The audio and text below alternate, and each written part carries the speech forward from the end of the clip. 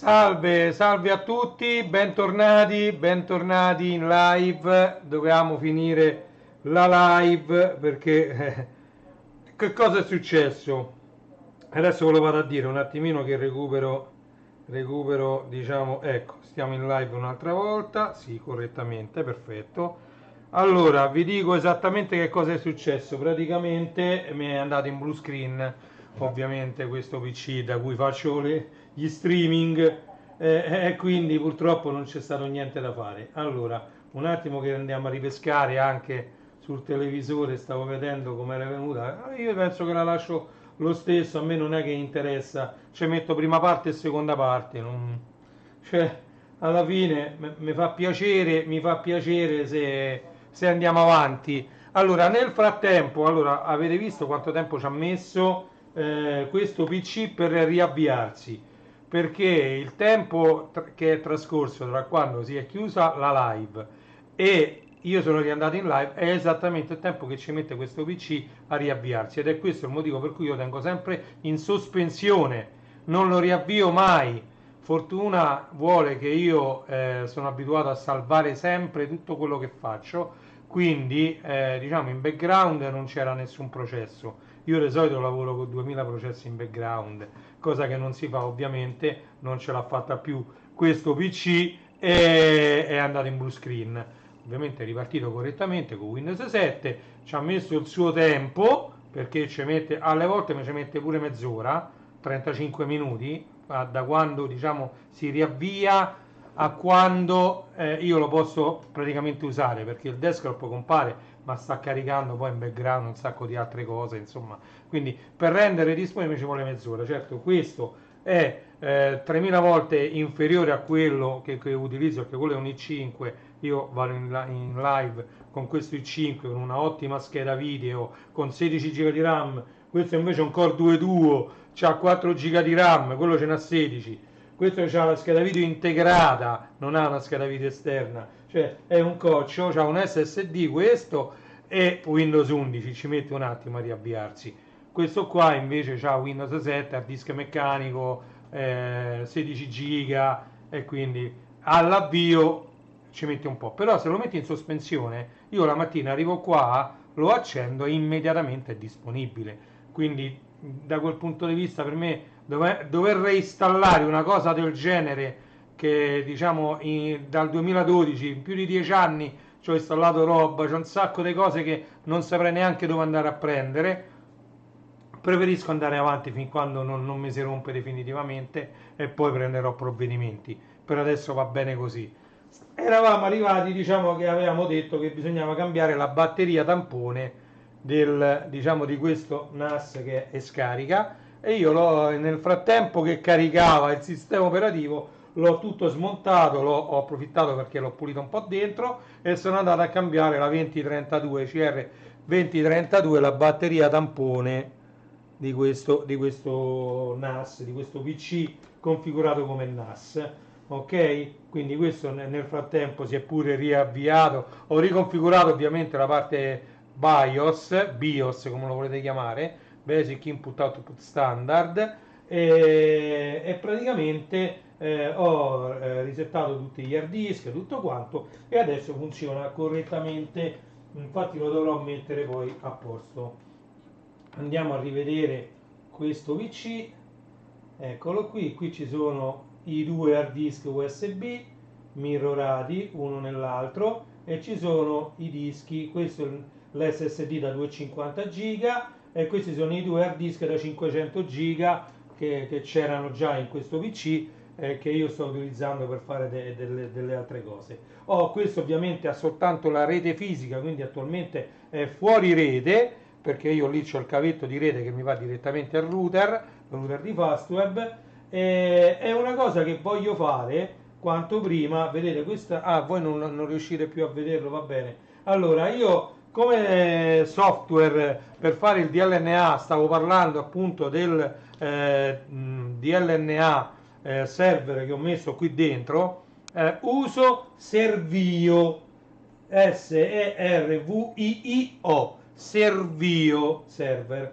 Servio è un'ottima applicazione che io ho anche installato su questo PC da cui faccio lo streaming, perché anche su questo PC c'è un sacco di roba multimediale, soprattutto di mia figlia, tutti i saggi di mia figlia, le foto di mia figlia, mia moglie, foto di famiglia, stanno parecchie cose ancora lì dentro e le devo spostare tutte qua.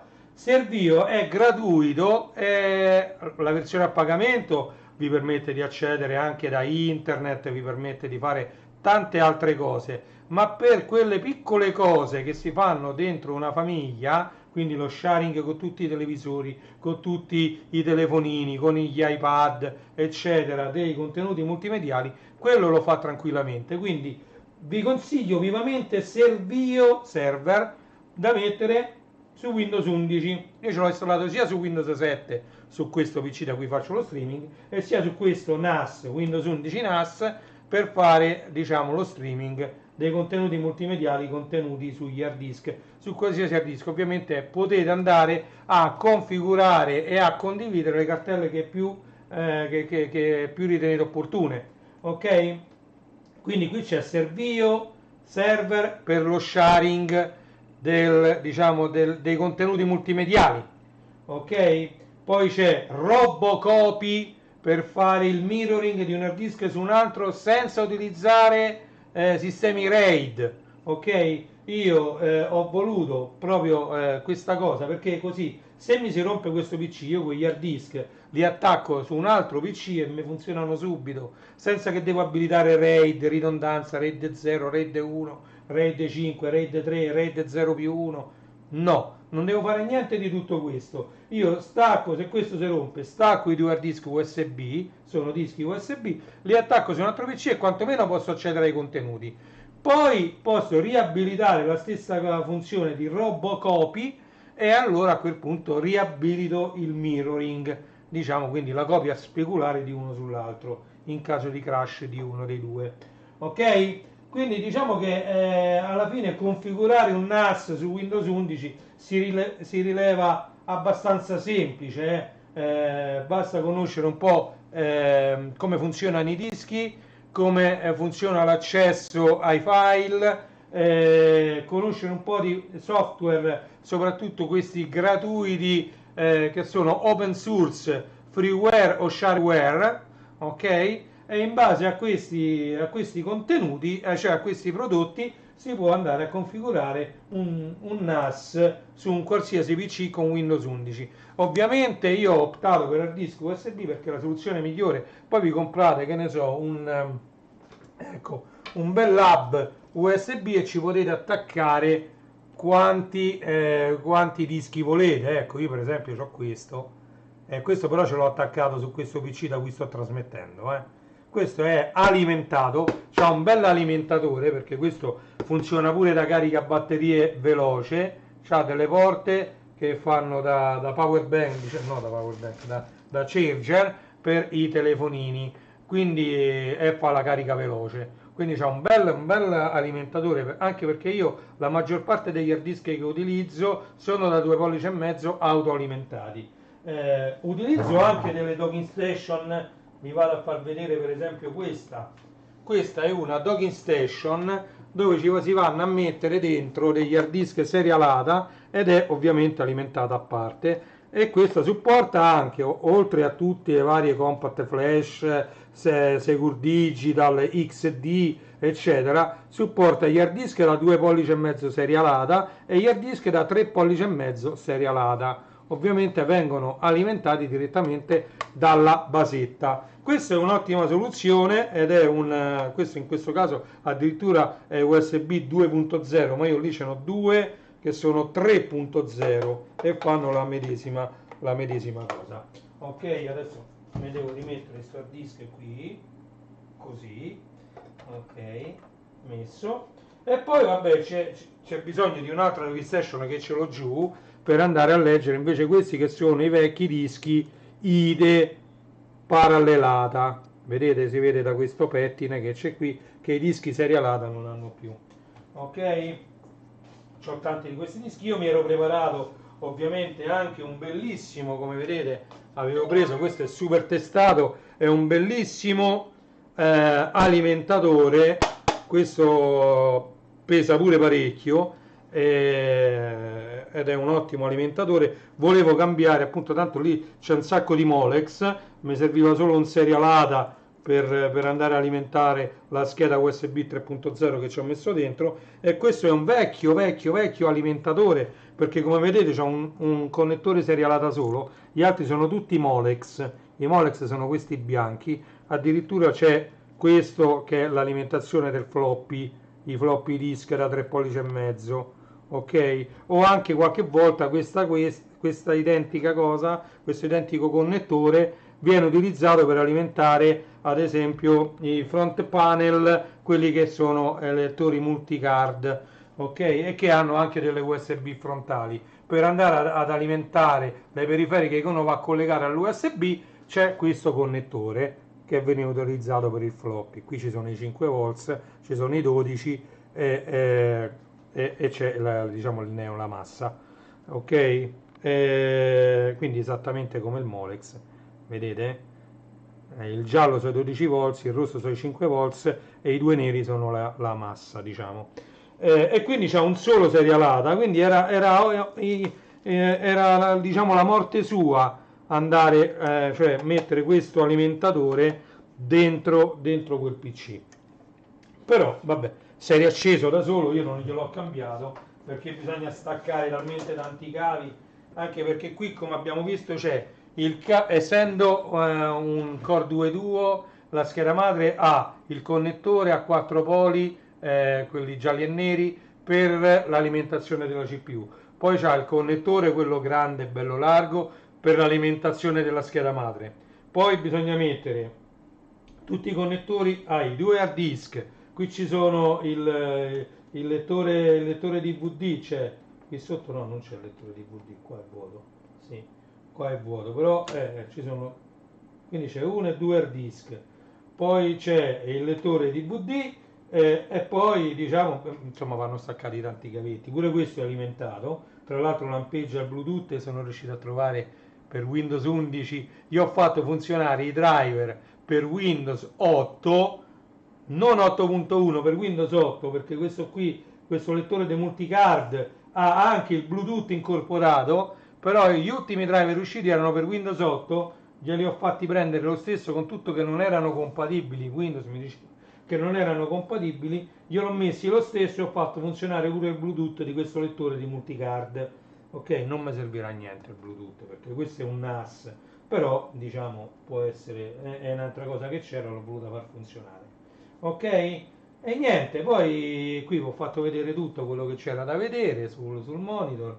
Ho staccato definitivamente questa telecamera che mi creava un sacco di problemi, che alla buona e meglio sarà sicuramente colpa di questa vecchia telecamera. Io adesso sto andando live con questa qui che mi è stata data appunto da uno di voi, ok?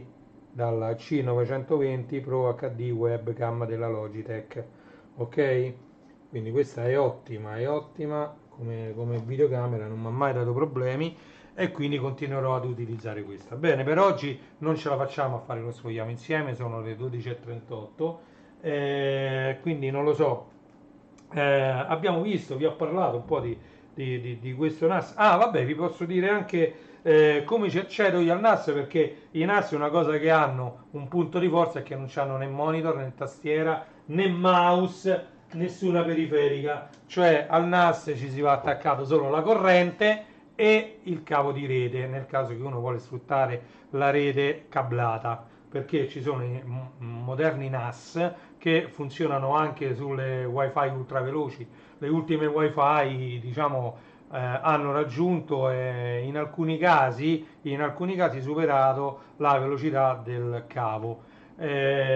Attualmente però per me, dal mio punto di vista, il cavo è ancora il sistema più stabile per connettere un'unità di memorizzazione di massa, e quindi io l'ho utilizzato col cavo a gigabit. Col cavo a gigabit l'ho connesso. Come mi ci connetto? C'è ovviamente Windows 11 ha integrato il remote desktop, basta andare ad attivare la parte server di remote desktop e poi lo potete mettere sul diciamo il PC da cui volete comandarlo, quindi mettiamo che io da questo da cui sto facendo la live voglio connettermi a questo, io lancio il client di Remote Desktop, gli metto l'IP address che sarebbe l'indirizzo di rete oppure il nome del PC che gli viene dato in fase di installazione di Windows 11, ma lo potete anche andare a cambiare nelle impostazioni di questo PC, potete andare a cambiare, in questo caso l'ho chiamato NAS-Windows, quindi potete accedere mettendo NAS-Windows, lui tramite diciamo, il protocollo della Microsoft che risolve i nomi, gli associa immediatamente l'IP a quel nome NAS-Windows, lo va a cercare e vi chiede un utente password. Voi dovete ovviamente in fase di configurazione di Remote Desktop Server dare i privilegi all'utente per accedere alla macchina. Una volta fatto questo potete tranquillamente da un altro PC o anche dai cellulari, perché Remote Desktop esiste anche per Android, quindi sempre mettendo su Android, che ne so, su un pad, installate Remote Desktop App, ci mettete come nome macchina NAS-Windows nel mio caso, il nome del vostro PC o l'IP address, e date il nome utente e la password e potete accedere al desktop remoto, che però non è come siamo abituati quando facciamo assistenza che si muove da solo il mouse, no, è una sessione nascosta, quindi viene chiusa questa sessione, viene mostrata la schermata di logon sul monitor connesso e voi invece vedete il desktop dell'utente e potete fare tutto quello che volete fin quando se siete utenti o amministratori, quindi con le limitazioni nel caso che siete utenti, oppure potete fare qualunque cosa se siete amministratori come livello di accesso con l'utente con cui avete fatto, diciamo, il logon nella macchina. Ok? E quindi io lo sfrutto parecchio per andare a vedere anche i log. Ah, tra l'altro i log mi pare che vengono scritti qui nell'SSD sync. Sì, logs, eccoli qua i log, eccoli, mazza, eh sì, ogni ora, e qua mi fa la lista di tutte le cartelle che sono state analizzate e se ci sono dei file che sono stati sincronizzati me lo dice e me li mette in risalto, se no la cartella viene mostrata, vengono scritti qui accanto solo quanti file ci sono dentro quella cartella, ma non vengono mostrati i singoli file. Viene mostrato soltanto il file che viene impossibile trovare, sync bat, vabbè. Allora, questo è Robocopy TXT, va bene, iconifichiamo. E quindi questi sono tutti i log che io ho creato, che poi ogni tanto dovrei andare a comprimere, tanto questi sono comprimibili intorno al 90%, quindi quando cominciano a occupare troppo spazio non mi servono a niente, però li comprimo e li metto da parte. Ok? E questo ogni ora, tutti i giorni, finché è acceso, mi va a fare la sincronizzazione e mi crea un file qui dentro. Va bene, va bene. Allora, questo era tutto. Non so, io oggi pomeriggio ho tantissime cose da fare, tra cui accompagnare mia figlia da diverse parti. C'ho anche mia moglie che, insomma, abbiamo un sacco di cose da fare. E quindi non so se riuscirò a fare un'altra live, perché volevo fare lo sfogliamo insieme di un'altra rivista, niente di che. Però, vabbè, ci siamo dedicati a questo vecchio PC e vi ho fatto vedere che cosa può fare un Core 2 Duo 4 GB di RAM, scheda video integrata, scheda madre Asus, che altro vi posso dire? Ci ho messo una scheda aggiuntiva USB 3.0 comprata su Amazon, PCI Express ovviamente.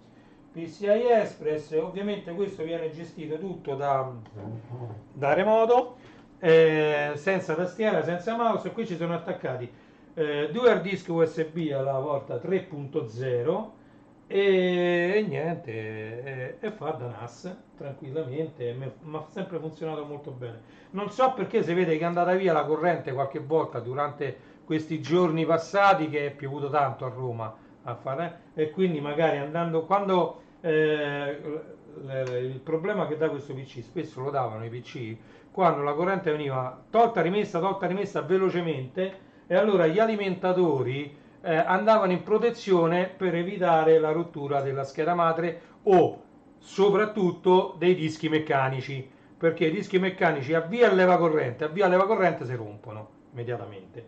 Allora, per evitare queste rotture, gli alimentatori di questi PC avevano questa protezione che se la corrente veniva messa levata due o tre volte, magari può essere successo durante la notte, l'alimentatore andava in protezione e per risolvere il problema bisognava staccare l'alimentatore, lasciarlo staccato 5-10 minuti e poi riattaccarlo in modo che tutti i condensatori si scaricano e quindi si riparte praticamente da zero e a quel punto ripartono gli alimentatori.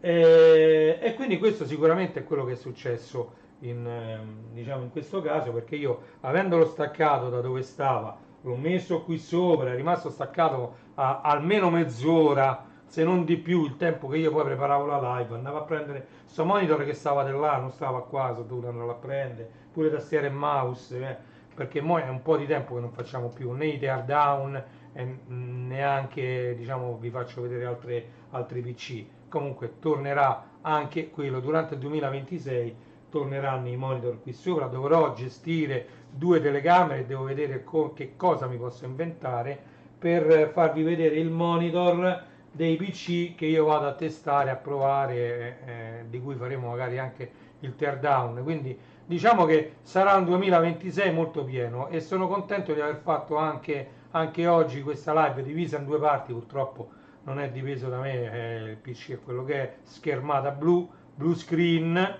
Ovviamente quando si è riavviato mi ha dato il tipo d'errore, ho visto che purtroppo non ce la faceva cioè praticamente è stata la seconda telecamera, quella lì, a dare il problema. Come vedete adesso non sfarfalla più, non dà nessun tipo di problema, e quindi è la seconda telecamera che si vede che c'è una risoluzione diversa, un refresh diverso, qualcosa di diverso, mi faceva sfarfallare tutto. Alla fine il file che gestisce OBS è andato in errore, schermata blu, proprio blue screen, e quindi vabbè, si è riavviato, ci ha messo il tempo suo, ora mi toccherà riaprire tutti i programmi che io ho iconificati, piano piano mi ci vorranno un'altra mezz'ora ed è per questo anche che vi devo salutare perché mi devo rimettere tutto quanto e devo anche andare a lavorare sui video che dovrò pubblicare domani e dopodomani, e anche poi perché ora arriva il weekend, io il weekend sto a disposizione della famiglia, quindi non riesco a fare nulla con i PC, quindi mi devo anticipare tutto il lavoro.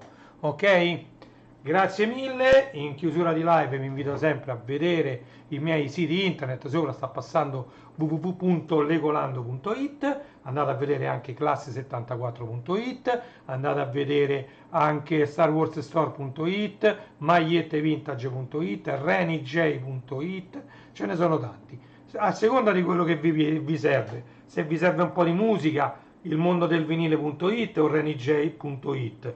Se volete Lego, allora andate su legolando.it. Se volete qualcosa che riguarda Star Wars, andate su www.starwarsstore.it. Se poi invece volete un sito generico, classe74.it. Grazie mille a tutti di essere stati qui con me e ci vediamo prossimamente, dai. Ok? Vi lascio con le siglette finali. Grazie a tutti, di nuovo un saluto. Sono le ore 12:47 di questo 9 gennaio 2026. Un saluto a tutti da Reni Retro. Ciao, ci vediamo!